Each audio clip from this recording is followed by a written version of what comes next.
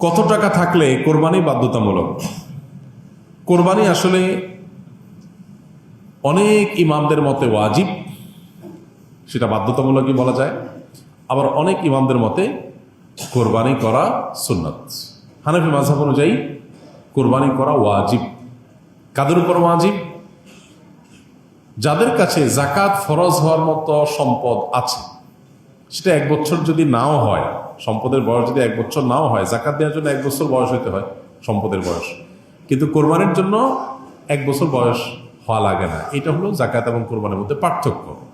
মূল সম্পদের পরিমাণ সমান। যাকাতের জন্য যে পরিমাণ সম্পদ লাগে, কোরবানি করতেও সে পরিমাণ সম্পদ লাগে। এখন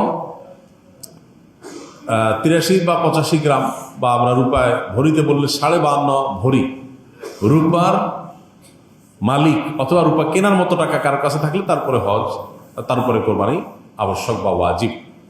তো এইটার বাজার মূল্য এখন হিসেব করলে 80-85 হাজার টাকা প্লাস মাইনাস হয়, খুব বেশি না।